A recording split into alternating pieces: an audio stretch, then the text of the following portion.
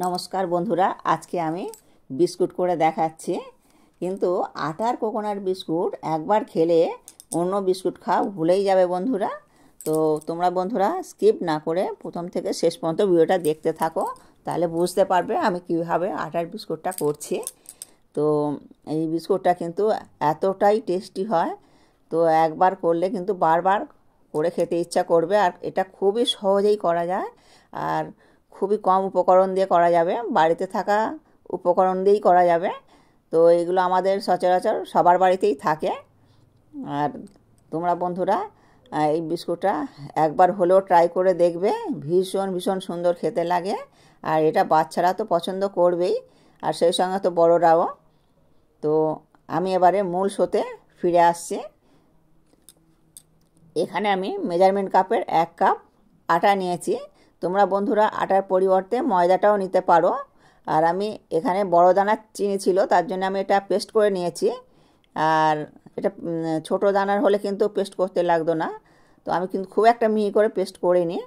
আর এখানে আমি সমস্ত উপকরণগুলো বলে দেব, আর মাপটাও বলে দেব, তোমরা আমার সঙ্গে থাকো।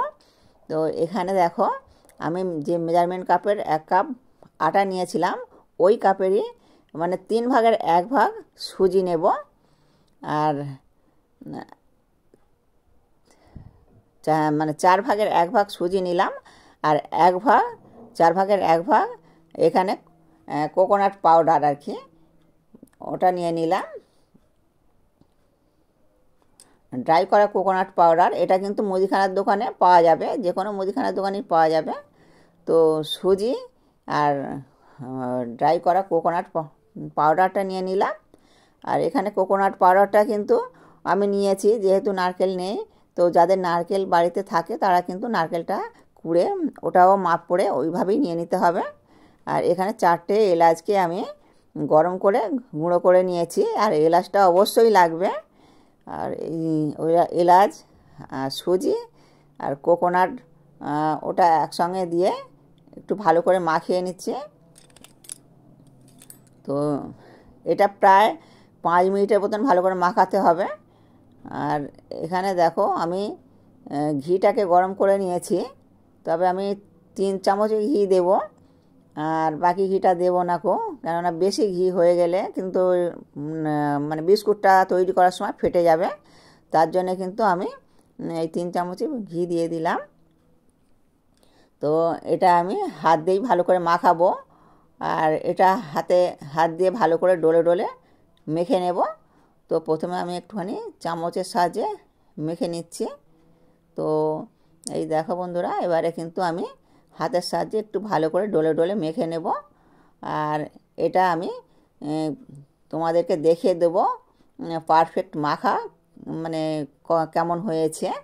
তো আর এই দেখো, আমি মুন্ডো মতন করে দেখাচ্ছি, এটা কিন্তু এইভাবেই হয়ে যাবে, তাহলে জানতে হবে যে মাখাটা পারফেক্ট হয়েছে। তো এবারে আমি যে জলটা দেব, এটা কিন্তু 4 ভাগের 1 ভাগই জল নিয়েছি, এইটাই কিন্তু সবটাই লেগে যাবে। তো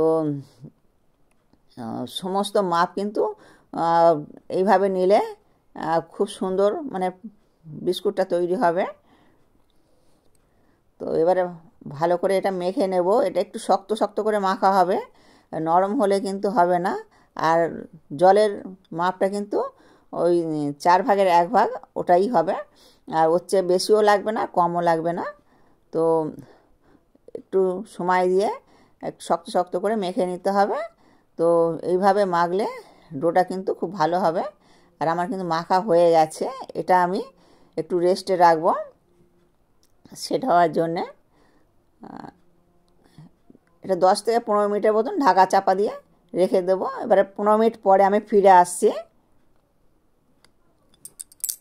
তো এটা আর একটু মেখে নেব।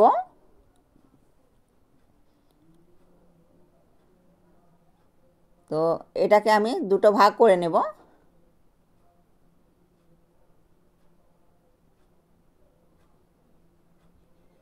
এই 2টো ভাগ করে নিয়ে এবারে আমি এটা বেলতে থাকবো। তবে এটা কিন্তু বেলতে গেলে ধারগুলো একটু ফেটে যাবে, ফেটে গেলেও কোনো অসুবিধা হবে না, কেননা ধারে আমি ওটা কেটে বাদ দেব। তোমরা দেখতে থাকো বন্ধুরা, কিভাবে আমি ডিজাইনটা করব সেটা তোমরা দেখতে থাকো, বুঝতে পারবে। তো অনেক সময় মানে আমি গোল করেছি বা লম্বা করেছি, এটা কিন্তু আমি চৌকো করব। চৌকো চৌকো করে বিস্কুটগুলো করে নেব। তো এক এক সময় এক এক রকমের করলে বেশ ভালো লাগে। আর এই দেখো আমি একটা দাগ করে নিয়েছি কাটার সুবিধার জন্যে। তো এইভাবে তোমরা বন্ধুরা করে নেবে, তাহলে কিন্তু খুবই সহজভাবে কাটা যাবে আর মানে সমান সমান হবে। তো এইগুলো আমি সাইড থেকে কেটে সরিয়ে দিচ্ছি, তবে এটা আমি ফের পরে করে নেব। তো এখানে মোট 6 পিস হয়েছে। এরকম করে আমি করে নেব। করে নিলে একই রকম হবে, একই রকম হলে দেখতে সুন্দর লাগবে, আর দেখতে সুন্দর লাগলে তো খেতেও সুন্দর লাগবে।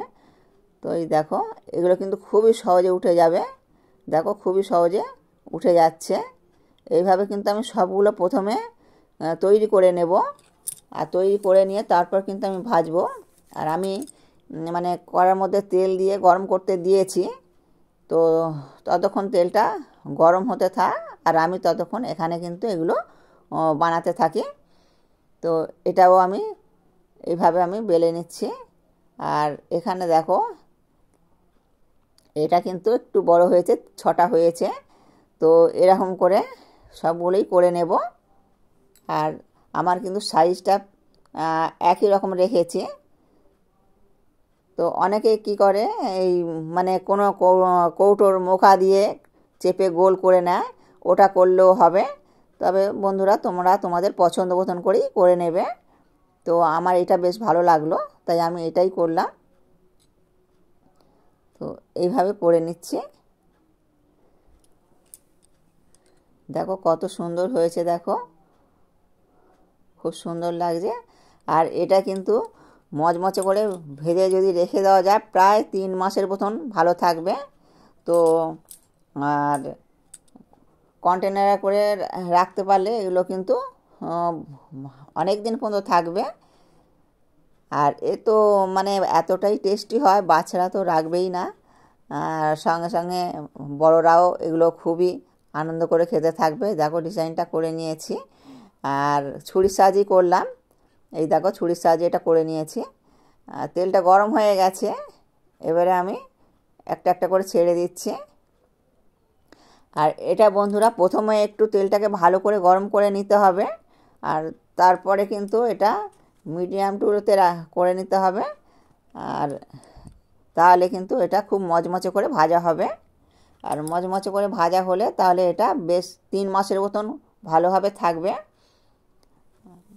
আর আবার বলছি, এটা কিন্তু 3 মাস তো বাড়িতে থাকবেই না। আর এটা হওয়ার সঙ্গে সঙ্গেই মানে সকলে কাড়াকাড়ি করে খেতে শুরু করে দেবে।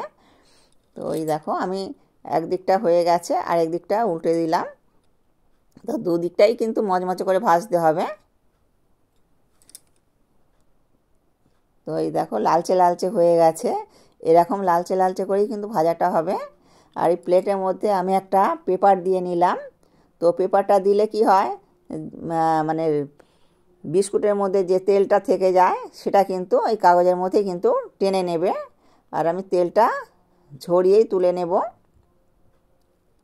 তো এর মধ্যে কিন্তু একটু তেল লেগেও থাকবে না, এইভাবে একটু ঝরিয়ে আর পেপারের মধ্যে আমি যদি রেখে দিতে থাকি তাহলে কিন্তু একটুও মানে তেল থাকবে না। আর এটা প্রথমেই কিন্তু তোলার সময় একটু নরম থাকবে, তারপরে এটা একটু ঠান্ডা হতে দিলে খুব মচমচে হয়ে যাবে। আর বাকিগুলো আমি ওই একইভাবে ভেজে নিচ্ছি।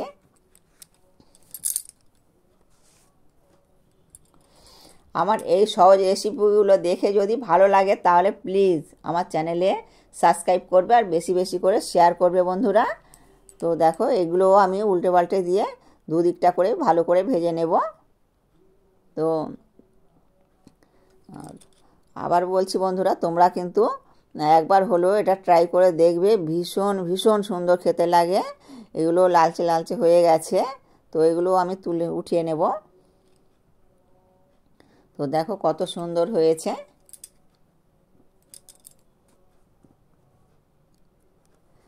আর আমার ফেসবুক পেজ থেকে দেখলে পেজটাকে ফলো করে আমার পাশে থাকার অনুরোধ রইল বন্ধুরা।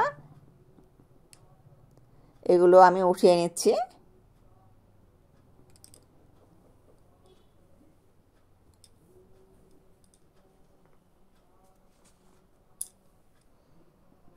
তো দেখো কত সুন্দর হয়েছে।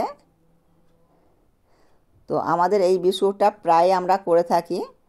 তো নানান রকমের বিস্কুট করেছি, আর এখনও আমার খুব ইচ্ছা আছে বিভিন্ন ধরনের বিস্কুট তৈরি করার। তো দেখো কত সুন্দর দেখতে লাগছে। আর বন্ধুরা ভালো থাকবে, সুস্থ থাকবে, সাবধানে থাকবে। ভিডিওটা এখানেই শেষ করছি।